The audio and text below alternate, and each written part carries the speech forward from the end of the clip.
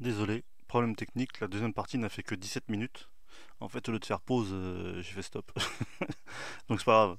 Dans la troisième partie, je ferai la fin du second volume et le troisième volume. Bah ouais, ça arrive, hein. On est vieux, on maîtrise pas la technologie. Donc en fait, pour terminer sur le volume 2, comme je vous le disais, donc Howard avait un peu plus les coups des franches et en réalité, c'est parce que dès le début 33, avec, comme je vous disais, le fait qu'il se soit associé à Otis Alderberkline, qui était devenu son agent et qui était écrivain de son état lui aussi, et qui avait dirigé Weird Tales auparavant. Euh, en fait, ça lui a permis de s'intéresser un peu plus à la tambouille éditoriale en réalité, de tout ce qui concernait les droits d'auteur, de tout ce qui concernait aussi les différents magazines auxquels on voyait euh, des nouvelles. Et c'est lui, par exemple, Klein, qui a euh, facilité le fait d'envoyer une partie de ses écrits à un éditeur anglais, même si après ça a fait pchit. En tout cas, c'était euh, une nouvelle opportunité pour lui et une nouvelle source d'argent possible. Et le truc, en fait, c'est que en 32, il faisait déjà du mercenariat en réalité. Quand il avait fait les premières nouvelles de Conan, il envoyait des nouvelles à Fight Stories, à Action Stories, à Strange Tales, qui essayaient de concurrencer World Tales. Mais malheureusement, tous ces pulps ont fait long feu et il n'a pas pu en profiter longtemps. Et à un moment donné, il y avait un autre pub en plus de Weird Tales, mais qui appartenait aussi à Red, qui s'appelait Magic Carpet Magazine. Bon, il a essayé aussi, mais encore une fois, ça a duré que quelques semaines. Et le problème, en fait, c'est ça, c'est que il a eu du mal, avant d'arriver justement à cette facilité avec Weird Tales, parce qu'il les avait inondés, euh, à réussir à maintenir un niveau d'entrée d'argent suffisant. Et donc avec l'impulsion de Klein, là, il s'est dit bah il pouvait vraiment peut-être euh, recycler même ces héros d'aventure de jeunesse. Comme je vous l'ai dit, il y avait et le fameux Elborak là. En réalité, quand on regarde le peuple du Cercle Noir, c'est vraiment la ressuscité. Enfin, encore une fois, quand je dis ça, c'est pas pour minimiser le talent ou la qualité de la nouvelle, parce que, comme je vous l'ai dit, elle est extraordinaire. Mais c'est vrai que moi, dès que je l'ai lu, ça m'a fait penser à une nouvelle d'Elbra que j'avais lue il y a longtemps, justement. Parce que, comme je vous l'ai dit, moi, j'avais tout lu sauf Conan. Et il a réussi, avec Maestria, à transposer cette aventure d'Elborak dans son monde iborien. Comme je vous l'ai dit, c'était la même région, en réalité, la région de l'Afghanistan avec une princesse qu'on kidnappait, avec des sorciers maléfiques. Mais en réalité, si on change le cadre, c'est à peu près la même histoire. Mais je dois l'avouer, celle de Conan est meilleure, parce qu'il y a la maturité en plus. Et en tout cas, avant d'arriver là en 34, où, comme je vous dis, il commençait à être vraiment un peu plus à l'aise, il avait, comme ça s'était réduit son champ de possibilités, il a inondé en fait War Tales de nouvelles. Il en a envoyé, je crois, 8 ou 10 d'un coup. Il a envoyé La Reine de la Côte Noire, Le Bassin de l'Homme Noir, Chimère de Fer dans la Clarté Lunaire, Le Colosse Noir. Ce qui fait qu'en fait, il s'est dit, au moins comme ça, je suis sûr d'avoir euh, une petite caisse pour les mauvais jours, quoi, en gros. Et le truc, c'est qu'après, comme il essayait de recycler aussi ses anciennes histoires, euh, Klein lui a dit, bah, en plus de faire ça, essaie d'aborder d'autres genres. Donc, comme je vous l'avais dit, il a essayé de placer des nouvelles de boxe. Parce qu'il y avait, je crois, un- un magazine qui s'appelait Fight Stories. Il a essayé de classer des nouvelles de western. Et il n'est pas très connu pour ces nouvelles de western. Mais comme je vous l'ai dit dans la première partie, euh, à la fin de sa carrière, il espérait revenir à ce genre, plus dans l'idée de faire des récits historiques sur la frontière, mais c'était quand même un genre qu'il aimait. Et elles sont vraiment bonnes, ces nouvelles de western. Comme je vous l'ai dit aussi, il a fait des nouvelles policières. D'ailleurs, on en voit une dans le premier volume de Conan. C'est marrant, hein, quand trois voleurs, je crois, un truc comme ça. Et donc, on voit quand même qu'il avait une palette euh, de possibilités qui était infinie. Il arrivait à s'adapter à tous les genres. Mais le problème, en fait, c'est que en faisant tout ça, eh ben, il avait un peu délaissé Conan. C'est pour ça que, avec ce second volume, là, au début de l'année 34, pour ce qui concerne les dates de parution, euh, on se rend compte qu'il y a un moment où il n'était pas revenu à Conan pendant longtemps. C'est pour ça, d'ailleurs, encore une fois, que je vous dis que, par exemple, pour le second roman, là, on voit que c'est euh, une nouvelle d'Elbora qu'il a retravaillée. Mais en ce qui concerne euh, la, la première, là, pardon, euh, l'heure du dragon. Là, par contre, on voit que c'est un travail original. Et on voit aussi, comme je vous l'ai dit, que il a des influences, malgré le fait que c'est les années 30 et que, comme je vous l'ai dit, il est à Crossplane et que c'est un peu dur d'avoir du matériel littéraire à disposition. C'est paradoxal, mais finalement, vu qu'à l'époque il n'y avait pas trop de médias, je pense que les gens lisaient beaucoup, même dans les Trous perdus. Et on sait tous que Harold Lamb et Talbot Mundy sont deux grosses influences de Robert Howard. Et le truc, c'est que en ce qui concerne Talbot Mundy, d'ailleurs lui aussi, hein, il a été édité dans les éditions Néo, je vous en avais parlé. En ce qui concerne Talbot Mundy, tout le monde sait qu'il était adoré par Howard et que apparemment ça a été une influence pour lui, mais personne ne sait à quel point. Alors il y a certaines lettres où il dit qu'il y a certains personnages de Mundy qui trouve vachement intéressant et qui trouve très bon, mais il y a d'autres entre guillemets spécialistes howardiens qui estiment que finalement c'est anecdotique comme, comme influence. Mais on sait que en fait c'était en 21 quand Howard découvre un magazine qui s'appelle Adventure, euh, qui était la série de référence du genre à l'époque, qui découvre ces deux auteurs, Lamb et Mundy. Et il découvre aussi un auteur qui s'appelle Arthur Oden Smith, qui publie des histoires de vikings. Et il découvre un auteur dont je parlerai un jour, parce que quand même, Raphaël Sabatini. Raphaël Sabatini, c'est Le Corsaire Rouge, ça a été adapté en film, des histoires de pirates, etc. Et il fait sa première apparition en 21 justement dans ce magazine. Et mine de rien, on sent bien que le jeune Howard, quand il découvre les pulps et qu'il découvre ces nouveaux pulps justement, parce qu'à l'époque il y avait tellement florès de pulps qu'à chaque fois qu'il y avait un nouveau titre, bah, les jeunes se précipitaient dessus, c'est comme les mangas aujourd'hui on va dire. Et donc Howard, il les lit, il les mange et il se contente pas d'être un simple lecteur. On trouve son nom dans le courrier des lecteurs en 1924 par exemple.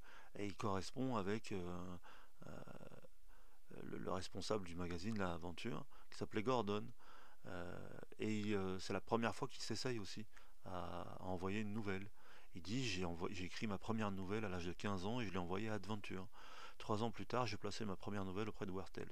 3 années entières sans vendre une seule foutue ligne, je n'ai jamais réussi à vendre quoi que ce soit à Adventure. Il faut croire que mon premier échec m'avait complètement grillé chez eux. Et ça, c'est en 33 qu'il écrit ça. Avant que justement ils se mettent à écrire des vrais récits d'aventure. Et donc on voit bien que ça a maturé en lui. C'est comme souvent, avant d'être un auteur, ça a été un lecteur compulsif et qui a lu tout ce qui lui passait sous la main. Et en plus, il a eu de la chance parce que quand même Sabatini, Lamb, Mundy, c'est quand même des grands qu'on connaît encore, quoi. Et il y a aussi, par exemple, il s'est inspiré à l'époque de Ryder Haggard. Alors, je parle souvent de lui, pareil, en tant qu'influence pour plein d'auteurs, parce que c'est un auteur que j'ai découvert comme Howard par exemple Smith, avec encore une fois cette fameuse collection Néo. Euh, donc je vous dis, hein, c'est très dur à trouver maintenant. J'en ai parlé avec un libraire que je connais là, en lui demandant, parce que malheureusement j'avais toute la collection fut un temps, et puis au gré des déménagements et des aléas de la vie, il y a même des awards qui me manquent maintenant. Et je demandais, c'est parce qu'à une époque en bouquinerie on en trouvait, même défoncés. Et je lui ai dit, dis donc, t'as pas des néos quand même, toi qui est spécialisé dans des vieux bouquins, quoi. Et il me dit, t'es fou, vous êtes 1000 à me poser la même question. Je dis, ah bon, il y a encore des vieux comme moi qui. Il me dit, ouais, il me dit, il y a plein de gars comme toi qui les avaient avant et qui les ont plus, et qui étaient persuadés que ça se tarirait jamais parce qu'on en trouvait partout. Et maintenant, même si vous regardez sur internet, bah, parfois ça confine à des sommes astronomiques, quoi. Enfin, bref. C'était un aparté encore une fois pour les mangeurs de livres qui cherchent justement les livres. Par exemple, Talbot Mundi, c'est disponible que en EO et comme je l'ai dit dans le précédent podcast pour Klein, chez Rivière Blanche. Mais Rivière Blanche, bien que ce soit un éditeur contemporain, c'est super dur. C'est super dur. Même quand on va sur leur site, c'est compliqué de commander. Enfin bref, euh, c'est une information si vous avez envie de les lire. Donc, j'en étais où? J'en étais où Howard donc ah oui, avait ses influences donc de Sabatini, de Talbot Mundi, de Ryder Haggard, de Frank Gordon, etc. Et par exemple, Elborak le Rapide, comme je vous dis que Elborak a influencé le deuxième roman du deuxième volume, et ben c'est directement emprunté à un roman de Sabatini qui s'appelle The Sea Hawk, qui est paru dans les pages de ce fameux magazine Adventure en 1922. Donc c'est pour ça qu'on sent réellement l'influence de tous ces auteurs dans ce deuxième volume. En tout cas, en ce qui concerne le peuple du Cercle Noir, c'est sûr. Il y a du Elborak à mort et il y a les influences de Mundy. Parce que Mundy, à un moment donné, dans une de ses parutions, il y avait une jeune fille qui s'appelait, je crois, Yasmini. Et lui, il l'a transformée en Yasmina. Et il avait écrit à un de ses amis que Yasmini, c'est un sacré personnage, tu ne trouves pas? Donc on voit bien que quand même il y avait des influences assez nettes de ces auteurs. Mais c'est pas une critique, hein, c'est normal. C'est normal, ça commence. Tous les grands auteurs ont commencé par l'imitation. Et donc comme je vous le dis, euh, notre ami Howard là, pour tout ce qui concerne le peuple du cercle noir, euh, a recyclé en gros et régurgité toutes ces influences. Et en ce qui concerne le mysticisme aussi, le mysticisme c'est une des marques de fabrique de Mundy. Souvent c'est des histoires de sorciers, de magiciens, même si parfois c'est transposé dans le monde actuel, enfin contemporain de son époque, les années 30 quoi. Mais ça fait partie de toute cette ligne justement de récits mystiques orientaux avec un- un héros occidental qui se retrouve dans ces contrées lointaines. Et donc on voit bien encore une fois l'influence que ça a pu être pour Howard. Et paradoxalement, ou enfin en tout cas étonnamment, une autre influence sur le mysticisme, ça pourrait être tout simplement le père d'Howard, qui pourtant était un médecin, hein. Mais ouais, c'est quand même un précurseur.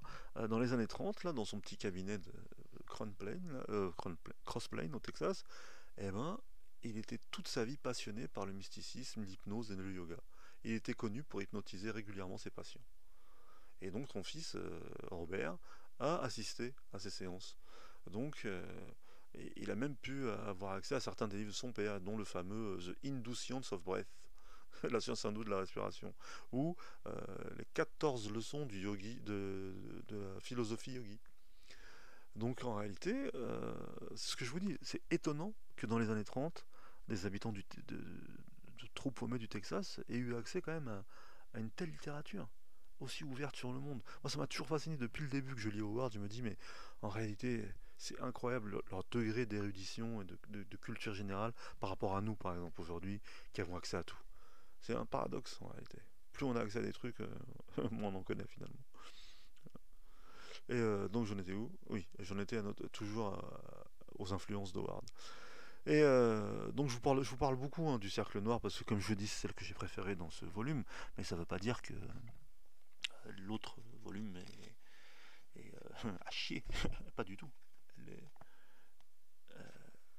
très bien, c'est juste que en réalité, même moi quand j'ai lu La Postface, parce qu'encore une fois, euh, je vous conseille ces ouvrages déjà parce que comme je vous le dis il y a tout au Conan, mais aussi parce que en réalité c'est super intéressant le travail qu'a fait Louinet dessus. Et quand même il faut lui tirer un chapeau immense parce que c'est incroyable. C'est 20 ans de boulot quoi. tant sur la traduction que sur l'édition, que sur les recherches qu'il a faites euh, en- sur la vie et sur les écrits d'Howard, sur tout ce qui est recherche épistolaire. Euh, c'est incroyable, c'est incroyable. Et donc pour en finir avec le cercle noir et vous parler de l'autre nouvelle, euh, l'heure du dragon, il, en fait il s'était dit qu'il allait recycler des éléments de différentes nouvelles publiées aux États-Unis afin de pouvoir séduire un nouveau lectorat, le public anglais. Et il lui fallait présenter au maximum son âge iborien aux Anglais qui n'avaient jamais lu de Conan et leur montrer autant de facettes que possible. Et il s'était dit que pour lui, justement, tout ce monde iborien, il fallait que c'est un équivalent euh, reconnaissable au premier coup d'œil. C'est pour ça que je vous dis que l'Europe de l'Ouest, dans son monde, là, le monde iborien, c'est le seul endroit où il y a une espèce de chevalerie. Quand il parle de la Stygie ou de l'Est de ce monde-là, bah, ça ressemble vraiment au peuple, on va dire, turco-mongol. Euh, Même le mot cimérien. Alors j'en ai parlé dans d'autres podcasts, mais les Cimériens, c'est une peuplade indo-européenne qui a réellement existé et qui était, on va dire, je sais pas moi, les cousins des Scythes, enfin même s'ils se sont affrontés, mais on va dire à l'époque de l'Empire hittite, ils ont déferlé des steppes et d'aucuns pensent qu'ils sont une des raisons pour laquelle le royaume hittite s'est effondré. Il y en a plein qui pensent ensuite que les Cimériens sont devenus ce qu'on appelle les Cimbres, une tribu. Alors il y en a qui appellent cette tribu celto-germaine, une espèce de mélange, parce qu'elle avait déferlé sur le monde celte un peu avant que les Romains conquièrent la Gaule, et qui était descendue jusqu'en Espagne et qui avait fait, comme plus tard les Alains et les Vandales. Et beaucoup aussi pensent que le terme Kimri, qui veut dire euh, les Celtes, Irlandais, gaéliques, là, ça viendrait aussi de Cimériens. Et donc à l'époque, il y avait beaucoup d'anglophones, d'anglo-saxons, qui pensaient que les Cimériens pouvaient être une origine de leur propre peuple.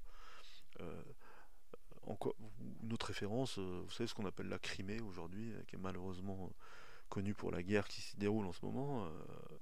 À l'époque de l'Empire romain, on appelait ça le Bosphore cimérien. Preuve qu'il y avait encore une trace forte de cette peuplade-là, de guerriers à cheval, qui avait apparemment été comme une traînée de poudre sur tout le vieux monde, quoi. Enfin, le monde euro-asiatique dont Hérodote parle dans ses enquêtes, par exemple.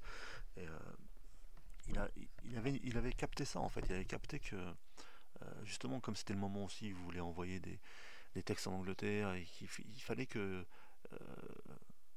le lecteur anglo-saxon lambda euh, ait en même temps une touche de dépaysement avec un monde de fantasy, d'heroic fantasy. Enfin, comme on dit souvent, Howard c'est l'inventeur de la fantasy avec Tolkien, mais les Américains ont très vite appelé ce type de fantasy la sword and sorcery, c'est-à-dire épée et sorcier et sorcellerie.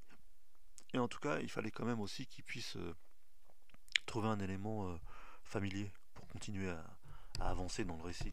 Et c'est assez malin de sa part, moi je pense. C'est assez malin de sa part. Et donc il avait partagé à un moment tous ses intérêts là sur les royaumes celtes, sur l'origine à l'époque il disait arien.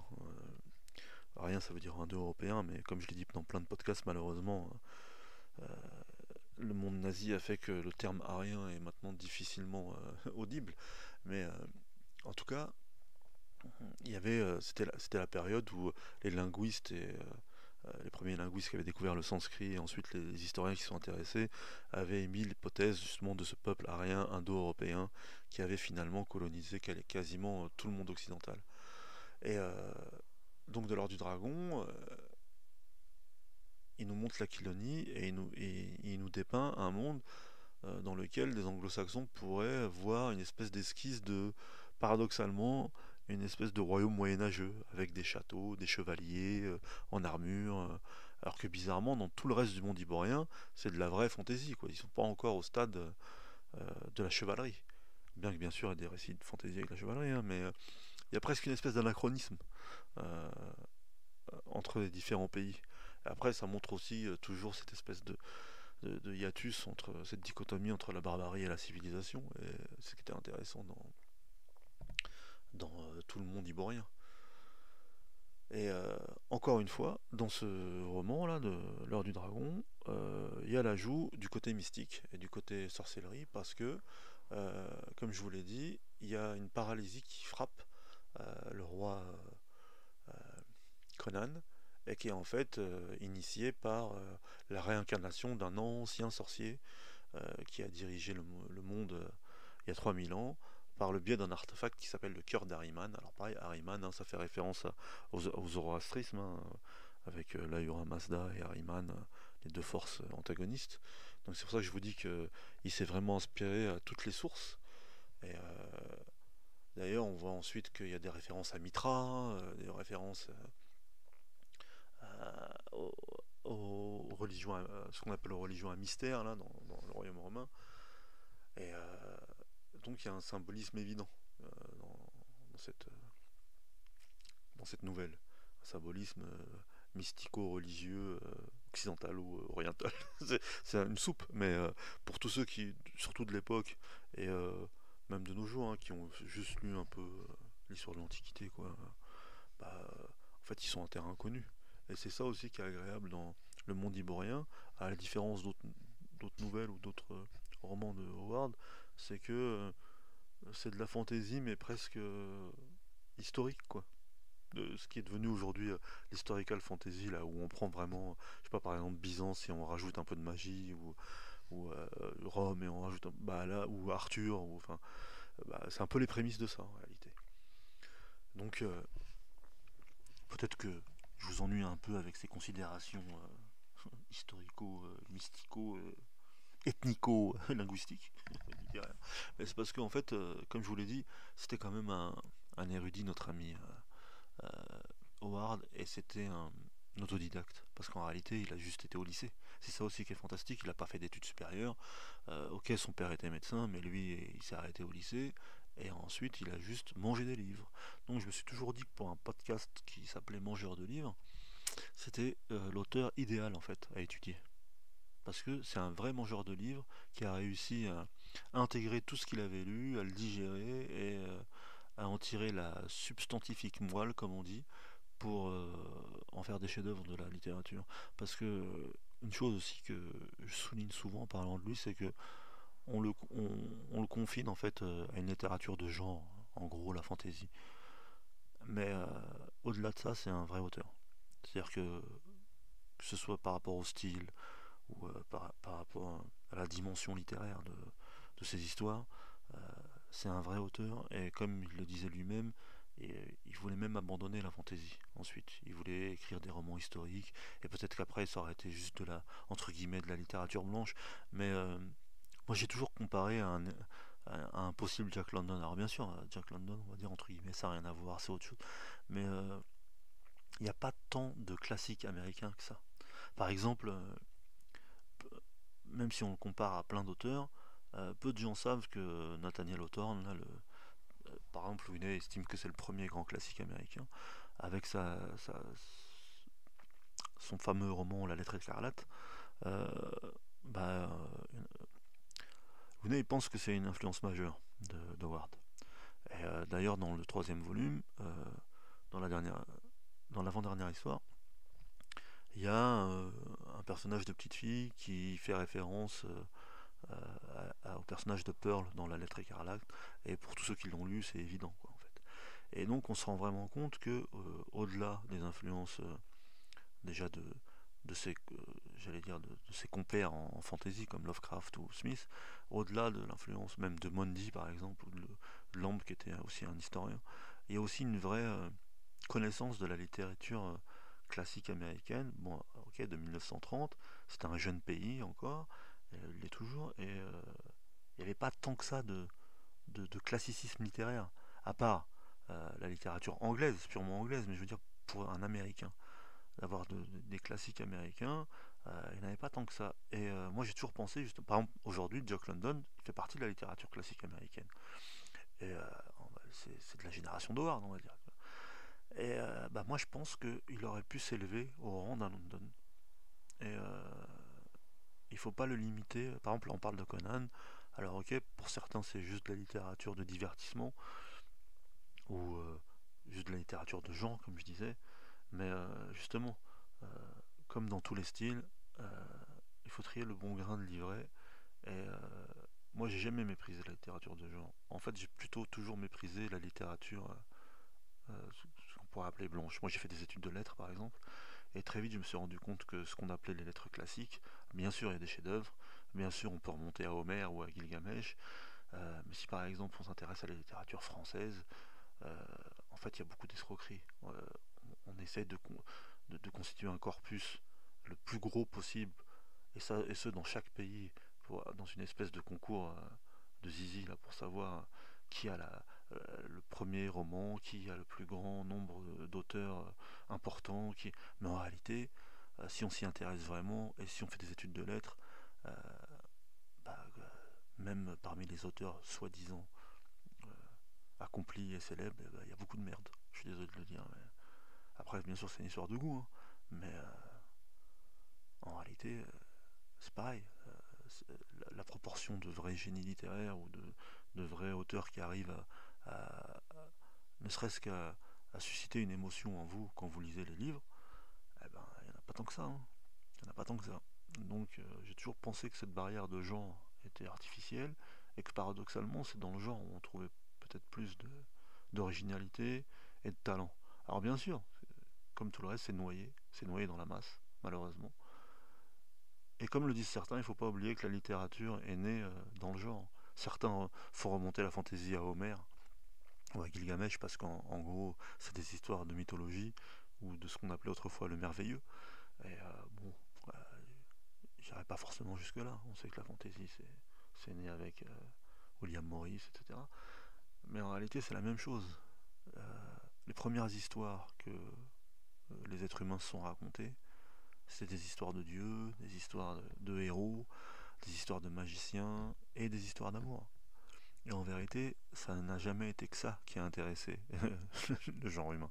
Même la littérature classique, ou générale, comme on dit, en réalité, au fond, c'est toujours des histoires d'amour, alors plus ou moins bien écrites, mais c'est ça qui fait battre le cœur des gens. C'est ça qui fait manger des livres. Et donc, ça, cette longue aparté, c'est juste pour dire que, encore une fois, Howard, comme plein d'autres, malheureusement, parce que son œuvre a été ensuite l'a dépassé, a été plus grande que lui et a été adaptée au cinéma, dans les comics, dans les BD, que sais-je encore.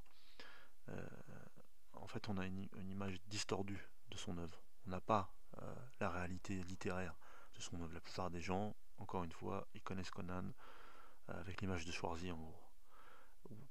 Et encore une fois, comme je l'ai dit à chaque fois, l'exemple le plus criant à part lui, c'est Edgar Rice Burroughs et Tarzan, par exemple, où on a l'image de Johnny Weissmuller qui crie en se frappant la poitrine et qui fait un plongeon dans une rivière infestée de crocodiles. Mais tant Burroughs que Howard sont de très très grands auteurs. Alors bien sûr, Burroughs c'est du pur divertissement, ça l'a toujours été, il n'a jamais eu la prétention d'écrire autre chose que ça, mais ça marche, ça fonctionne encore. C'est peut-être le summum du roman d'aventure pur, hein, que ce soit de la fantasy, de la science-fiction ou des histoires en Afrique, là, comme Tarzan. Je dirais qu'Howard est peut-être meilleur que lui dans le style, et justement dans la dimension purement littéraire, parce que justement, déjà pour son âge, et pour le potentiel qu'on voit en fait au fur et à mesure de ses écrits, et malheureusement qui ont été interrompus par sa mort prématurée. Mais en fait, tout ça c'est pour vous dire que n'ayez pas ces a priori. Euh, Peut-être que je le vends pas bien, voire peut-être que des fois je vous dis qu'il y a des nouvelles qui sont un peu plus mauvaises que d'autres, ouais, parce que c'est dans le contexte. C'est comme si on parlait par exemple de Balzac. On sait très bien que pourquoi certains de ces bouquins sont interminables, c'est parce qu'il était payé à la ligne ou au mot dans les journaux, et que donc il essayait d'en écrire le plus possible juste pour pouvoir manger en fait. Moi je dis toujours par exemple La peau de chagrin, là, moi c'est le seul Balzac que j'aime parce que justement il y a un élément de fantastique, mais Après, on a dit qu'il faisait partie de l'école réaliste comme Zola, etc., qu'il fallait décrire. Mais c'est pas ça en vérité, c'était parce qu'au début, ils vendaient pas des bouquins, c'était dans les journaux, et que c'était écrit à la page. Même Alexandre Dumas, à un moment donné, quand les journaux ont dit qu'il ne paierait plus juste au mot ou à la ligne, mais euh, je sais plus, au texte par exemple, qu'il envoyait directement, eh ben, il a sabré directement. Il a sabré directement dans ses œuvres. On voit bien qu'il y a des œuvres qui sont plus courtes que les autres, mais il l'avait dit lui-même, parce que bah, ça servait à rien d'en écrire plus, puisque on était payé moins. Donc on oublie souvent aussi les considérations euh, contextuelles de chaque époque, et que souvent, même ceux qui sont devenus aujourd'hui des, des monuments littéraires, bah, à leur début ça l'était pas, par définition. À leur début il fallait manger. Et que parfois, moi par exemple, je me rappelle quand j'étais en lettres et tout, on parlait de Zola ou de Balzac et tout ça. Très peu ont été les profs qui nous ont expliqué que oui, oui, on sait bien que c'est rébarbatif, on sait bien que par moments c'est chiant, mais en fait, c'est le contexte qui veut ça. S'il avait été libre d'écrire comme il voulait, la peau de chagrin, elle ferait 100 pages de moins au moins. Et bon, Zola, c'est un autre cas. C'est vrai que lui, il est vraiment rentré dans son délire là, de description. Et puis de toute façon, après, il y avait le volet social. Mais il y a plein d'écrivains aussi qui auraient écrit différemment s'ils avaient été des héritiers, par exemple, et qu'ils n'avaient pas eu besoin de travailler et qu'ils auraient pu. Ouais, en même temps, peut-être qu'ils n'auraient pas écrit s'ils avaient été des héritiers. En tout cas, pour après cette longue digression dont j'ai le secret, pour en revenir à Robert Howard et à Conan en particulier, mais à Howard en général, essayer d'y aller le plus vierge possible de préjugés et d'apprécier ces nouvelles ou ces romans juste d'un point de vue littéraire. Alors bien sûr, la plupart de ceux qui lisent du Howard sont fans à la base de fantasy ou de romans d'aventure ou de fantastique, etc. Mais au-delà de ça, du fait que ça nous dépeint des mondes imaginaires, essayer d'apprécier la puissance littéraire. Et moi, c'est quelque chose que je dis souvent quand j'en parle avec les gens qui me disent tout de suite: ouais, laisse tomber Conan. Je dis non, bah, lis pas du Conan à la limite. Moi, je te conseille de lire du Conan parce que c'est bien. Mais lis un bouquin de Robert Howard, une nouvelle qui n'a rien à voir avec Conan. Lis une histoire de pirate, une histoire de boxeur, une histoire de Picte qui se bat contre l'Empire romain, une histoire de croisée contre Saladin. Et tu verras que c'est fantastique. Il, il dépasse de loin la majorité des auteurs que tu as lus, avec une économie en plus de moyens qui est proportionnellement inverse à la puissance justement de son écriture. Donc là j'essaie un peu de vous faire de la comment dirais-je de l'archéologie howardienne et de l'explication des sources et des inspirations. Mais en réalité, j'aurais juste pu vous dire, bah, dans ce volume, il y a 3 nouvelles. Voilà, en gros, le cadre de telle nouvelle. C'est mortel, c'est fantastique. Vous prenez pas la tête et lisez-le. Franchement, j'aurais pu m'arrêter juste là. Mais j'essaye d'être un peu sérieux parce que faut bien que ce podcast ait l'apparence d'un mec spécialisé. Hein. En tout cas, pour ce qui concerne, encore une fois, ce deuxième volume, pour quelqu'un qui, comme moi, justement, euh, était un fan d'Howard mais qui n'avait jamais lu Conan, on voit que c'est une étape dans son parcours et qui sera en plus couronné par le troisième volume. Alors, qui, selon les spécialistes, contient les 2 meilleures nouvelles, mais qui, selon moi, enfin, je veux dire, elles sont bonnes les nouvelles, mais je veux dire, le second volume n'a pas à rougir du troisième. C'est vrai qu'il y a une différence entre le premier et le deuxième, parce que comme je vous le dis là, il a les coups des franches et il commence à vraiment s'affirmer en tant qu'auteur. Et bah, on va parler du troisième, comme ça je vous ferai pas une partie 4, ça sert à rien. Dans le troisième, il y a les clous rouges, il s'appelle les clous rouges, et il y a les fameuses genre meilleures nouvelles de l'histoire de Conan. Donc les clous rouges et au-delà de la rivière noire. Alors il y a 5 nouvelles. Il y a les dents de Goualure, au-delà de la rivière noire, le maraudeur noir, les mangeurs d'hommes de Zamboula et les clous rouges. Alors comme je vous l'ai dit, il y a souvent noir ou rouge dans les titres parce que c'était une demande éditoriale à l'époque. Ça faisait vendre dans le monde de l'écriture fantastique. En gros, il fallait que ce soit noir ou rouge. Mais il ne faut pas s'arrêter à ça. Alors les dents de Goualure, C'est en pleine Afrique. Et c'est marrant parce que c'est vrai qu'elle est peut-être d'un niveau inférieur à la rivière Noire ou au Clos Rouge, mais ce qui est cool en fait, c'est que c'est rare qu'il se retrouve aussi loin, au-delà du monde ivoirien classique. D'ailleurs, je pense que c'est une des seules nouvelles où il est vraiment dans la jungle, l'équivalent de la jungle équatorienne africaine.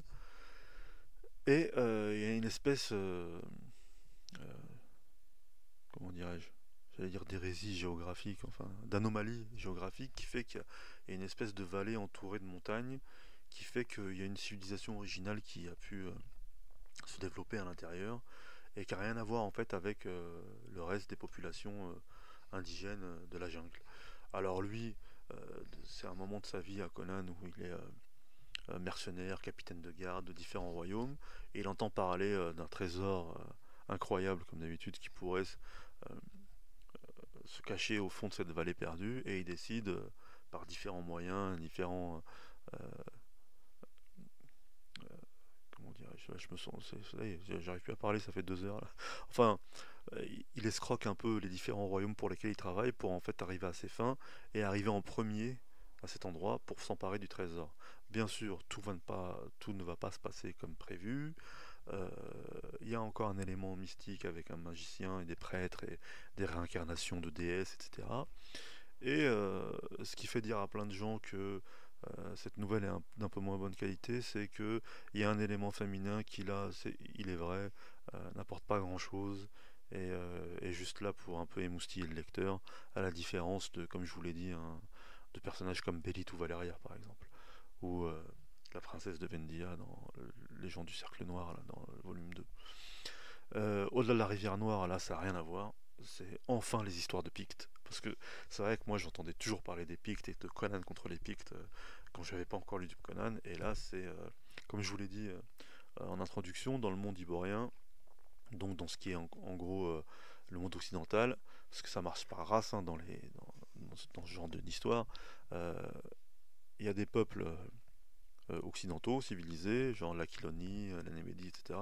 Et sur leurs frontières nord et ouest, il y a des barbares. La seule différence, c'est que les frontières nord, justement, il y a les Cimériens comme Conan, les Aesirs, les Vazirs, qui sont considérés, en fait, même s'ils sont barbares, mais en gros, de la même race blanche, entre guillemets, que les Aquiloniens. Et à l'ouest, il y a les Pictes. Et les Pictes, dans le monde ivoirien, c'est les races les plus anciennes. Ils datent des Atlantes, et ils ont toujours été des barbares. Et comme il le dit à chaque fois, bien qu'étant de race blanche, ils ne sont pas considérés comme des blancs. Parce que déjà, ils sont basanés, bruns et petits, et qu'en plus, ils sont restés en gros à l'âge de pierre, quoi, et c'est des guerriers sanguinaires, et ils sont incivilisables, incolonisables, et ils font flipper tout le monde. Le problème, c'est que les Aquiloniens essayent depuis des siècles de coloniser la frange ouest justement de leur royaume qui fait partie du domaine picte. Et donc la rivière Noire, là, c'est la frontière entre le monde aquilonien et le monde picte. Et il y a, en réalité, c'est un récit de frontière. Comme je vous l'ai dit, Howard, à la fin de sa vie, il avait envie d'essayer de changer de braquet, de commencer à écrire sur l'histoire américaine en gros, et sur l'histoire de la frontière du sud-ouest, donc de sa région natale, et en réalité des espérances et des désillusions et des pionniers et des Indiens. Parce qu'il ne considérait pas les Indiens comme des barbares dans le sens traditionnel du terme. Lui, quand il parle de barbares, c'est vraiment opposé en fait aux empires coloniaux, quoi. Là, par exemple, l'Aquilonie, pour ce qui est de son pays, bah, des Américains, des Européens, quand ils sont venus coloniser l'Amérique, et ils voulaient montrer que, par exemple, les Indiens savaient très bien que c'était perdu, mais qu'ils voulaient quand même se battre pour leur terre, leur histoire, leur langue, leur peuple, leur famille, et que les colons, euh, en tout cas pour certains d'entre eux, c'était juste aussi des pauvres gens qui étaient venus essayer d'acquérir un bout de terrain et d'être libres. Au-delà du fait qu'il y avait une volonté étatique, coloniale, etc. Hein. Et donc il voulait travailler sur ça en fait. Et il estimait justement que euh, la rivière Noire et les clous rouges seraient peut-être ces dernières histoires de Conan. Donc comme vous le savez malheureusement il s'est suicidé, on ne saura jamais ce qu'il aurait fait après. Mais la rivière Noire en fait c'est ça. C'est Conan qui se retrouve de l'autre côté de la frontière et qui doit essayer de prévenir les forts du côté aquilonien qui va avoir une invasion picte et il est tout seul avec deux trois enfin avec un compagnon qui est né sur la frontière justement, et comme il le dit lui-même, qui n'est plus civilisé, mais qui n'est pas réellement un barbare, donc qui a pas les mêmes aptitudes en fait que Conan pour survivre en fait dans ce monde-là. Et c'est vrai que c'est une des meilleures histoires de Conan, je peux rien dire, c'est épique, c'est aventureux, c'est fantastique, enfin, il y a tellement de thèmes en même temps dans cette histoire qui est menée de tambour battant. Et c'est là où on voit tout son talent en fait. Euh, on peut le lire au premier degré, au deuxième degré, au dixième degré. On trouve toujours quelque chose en plus. Et ensuite il y a le Maraudeur Noir. Alors là c'est marrant parce que je crois que justement c'est encore une histoire que Howard a recyclée d'un autre moment, d'un autre pardon, personnage qu'il avait créé autrefois. Parce que ce qui est étrange, c'est que c'est en même temps une histoire de... Parce que ça se passe sur la côte Picte, mais là c'est du côté justement océanique. Et ce qui est marrant, c'est que c'est une des nouvelles qui a été le moins commentée. Parce qu'elle est parue que la première fois sur sa forme originale en 87. Et grâce aux efforts... Ah oui, je vous ai pas parlé encore d'un auteur qui s'appelle Karl Edward Wagner.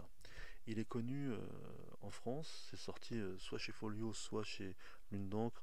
Il a un personnage qui s'appelle Kane, Kane. C'est un cycle un peu de. Bah pareil, c'est de la sword and sorcery à la Howard, pareil dans un monde préhistorique de, de, de sorciers et de guerriers comme ça. Mais il a aussi été éditeur et il a écrit certaines nouvelles de. Enfin, je vous ai dit tout à l'heure que Howard avait.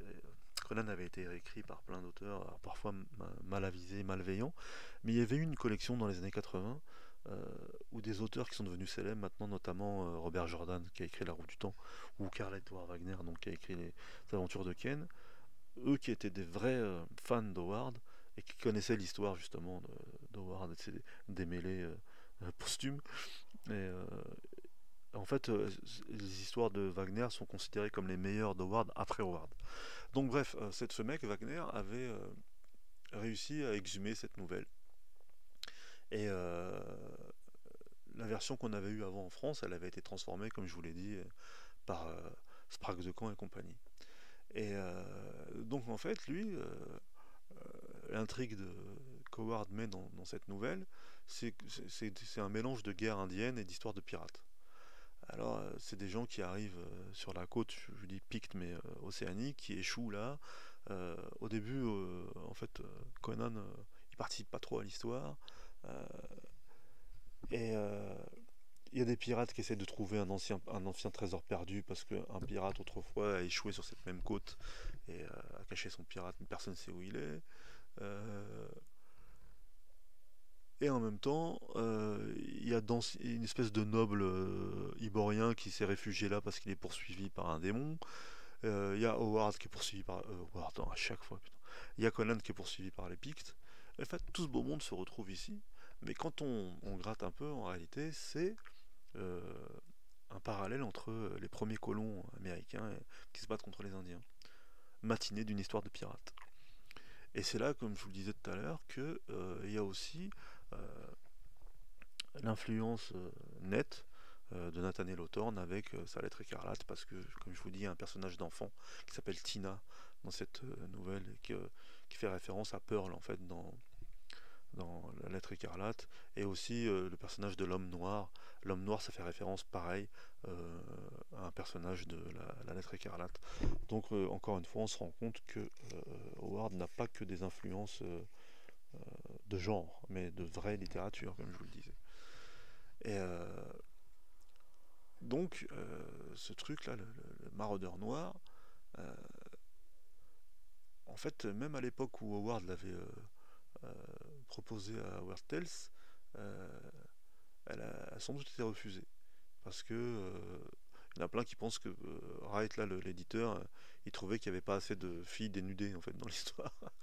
Et comme je vous l'ai dit, Howard, il avait donc inventé plein de personnages autres que Conan. Et moi, je me rappelle le dernier livre que j'avais lu d'Howard, avant de me remettre là, à Conan là, pour la première fois, c'était un recueil qui s'appelait Vulmea, le pirate noir. Et moi-même à l'époque, je m'étais dit quand j'avais trouvé ce néo, oh là, c'est bon encore. Oh, qu'est-ce qui va. Enfin, c'était bizarre, hein. J'avais jamais été déçu par Howard, mais il y avait comme une espèce de lassitude. Je m'étais dit, allez, je le prends parce que c'est Howard et parce que c'est un néo, mais qu'est-ce qui va m'apporter un pirate? Et avec une phrase, juste une phrase, la première phrase de la première nouvelle, il m'a emporté et j'ai lu tout le livre d'une traite. Alors je sais plus, ça devait être dans le cliquetis bleuté des épées, je sais pas quoi, enfin, bref. Mais en tout cas il m'a eu. Et en fait, ce, cette nouvelle là du Maraudeur Noir, eh ben, c'est la réécriture d'une nouvelle où Howard avait inventé ce personnage, Terence Vulmea. Alors je sais pas si on dit Vulmea ou Vulmi, si on prononce à l'anglaise, et qui était un pirate irlandais. Et en fait, qui avait eu ses propres aventures dans les Caraïbes à l'époque, à l'âge d'or des pirates, quoi. Et là, ce petit malin d'Howard, en fait, il remplace Terence Vulmea par Conan, et il enlève un peu les récits habituels, surnaturels qu'il fait dans l'âge iborien, et il en fait une histoire presque de pirates des Caraïbes, quoi. Plusieurs pirates qui se battent pour un trésor caché, et euh, en même temps, il mélange ça avec une histoire de colonisation, en gros, parce que c'est sur la côte Picte où il y a les tribus Pictes les plus dangereuses, qui sont même archaïques pour les Pictes dont je vous parlais tout à l'heure dans la frontière, là, au-delà de la rivière Noire. Et donc en fait, les pirates, ils osent pas trop aborder ce pays parce qu'ils savent que les Pictes sont fous, mais ils y viennent quand même par appât du gain. Et le truc qui est incongru, c'est qu'il y a un noble, je crois du Zingara, enfin un des pays iboriens là, qui s'est sauvé. On l'apprendra plus tard. Ça, c'est la seule note un peu surnaturelle parce qu'il a fait un pacte avec un démon en gros et qu'il a peur de se faire rattraper et il a emmené toute sa maisonnée. Il a construit une espèce de fort là. Et en même temps, il y a Conan qui, presque pour faire suite à l'histoire de la rivière Noire, en fait, a continué de se faire courser par les Pictes depuis des centaines de kilomètres, donc à la frontière est là des Pictes, et qui se retrouve là en fait. Et qui lui a un passé aussi de pirate, parce que parmi les nouvelles de Conan, il y a des fameuses nouvelles où il est pirate sur les côtes justement noires et africaines du monde iborien. Et donc il est connu par les pirates. Et donc ça fait un mélange assez original de plusieurs thèmes différents. La colonisation, les histoires de pirates, les histoires classiques de Conan. Et ça donne quelque chose d'unique dans l'histoire de Conan en fait. Une, une nouvelle totalement originale, même si elle est inspirée en même temps par Hawthorne, en même temps par une ressucée d'une histoire de pirate previously écrite par Howard. Mais franchement, c'est une nouvelle qui n'a pas à rougir dans le corpus conanien, quoi. Et qu'est-ce qu'il y a d'autre? Il y a les mangeurs d'hommes de Zamboula. Alors celle-là, elle est un peu moins bonne, c'est vrai. En fait, c'est une histoire qui, apparemment, elle a été écrite en 35 et c'est un peu routinier hein, parce que elle est considérée comme une des plus médiocres de la fin des histoires de Conan. Alors encore une fois, hein, quand je vous dis que c'est des histoires qui sont entre guillemets mauvaises, c'est par rapport au standard howardien. C'est quand même des nouvelles qui sont plus que lisibles, qui sont divertissantes, et si on les remet en plus dans le contexte des années 30, qui sont totalement originales. Donc là, c'est juste à l'intérieur de l'œuvre d'Howard, quand je vous dis qu'elles sont un peu moins bonnes, et c'est normal. Tout auteur a des hauts et des bas dans ses écrits. Et surtout le fait qu'elle soit entourée par justement euh, cette nouvelle là, du Maraudeur Noir, de la Rivière Noire, des Clos Rouges, bon, ça se voit quoi qu'elle est de moins bonne qualité. Et elle ressemble un peu aux nouvelles qu'il écrivait quand il avait besoin d'argent en fait. Et c'est marrant, on a l'impression aussi que c'est une ressucée des Elborak ou d'un autre personnage qu'il avait inventé aussi, Kirby O'Donnell, qui est un aventurier aussi en Orient. Et, et bizarrement aussi, c'est là où on voit qu'il pouvait faire feu de tout bois. Il avait écrit l'histoire d'un détective, là, je crois que c'est Steve Harrison, je crois justement, et où il y avait des... Parce que comme son nom l'indique, c'est des anthropophages, hein, les mangeurs d'hommes, et où il y avait eu un crime qui avait été commis, et finalement, l'enquêteur se rend compte que les corps disparaissaient parce que les criminels étaient des cannibales. Et c'est marrant parce que justement déjà c'est complètement incongru de faire une histoire policière avec des cannibales, et il arrive quand même à ressucer une partie de cette histoire dans une histoire ivoirienne. Donc malgré le fait qu'elle soit de moins bonne tenue que le reste du corpus du troisième volume, elle est tout de même intéressante et c'est un petit clin d'œil en fait. Et en même temps, ça fait une pause entre deux nouvelles bien balèzes que sont La Rivière Noire, Le Maraudeur Noir et Les Clous Rouges, enfin trois nouvelles. Et finalement, la dernière nouvelle, c'est Les Clous Rouges. Et là où on voit que Howard était malin, c'est que avec Les Clous Rouges, là, officiellement, c'est vraiment hein, la deuxième. Comment dirais-je? Qu'est-ce que j'ai la deuxième? C'est la dernière nouvelle de. Excusez-moi, quand je parle trop longtemps et des fois je m'embrouille tout seul. Euh, c'est la dernière nouvelle donc du volume et la dernière nouvelle de Conan tout court. Et encore une fois, comme je vous le disais, je suis plus dans une des parties là. Là, on voit que Howard est influencé aussi par sa vie, pas non plus par des auteurs. Et comme je vous l'avais dit, en fait, euh, là, c'est l'histoire de la déchéance totale d'un peuple, de la décadence d'une civilisation. Et ça fait suite au voyage qu'il avait fait dans la ville de Billy the Kid, là, qui était totalement isolée, où des villageois s'étaient entretués. Et donc il y a deux choses. Il y a ce côté-là, là, d'être isolé du monde et de se tuer pour des choses qui paraîtraient anodines si on était en contact avec la civilisation.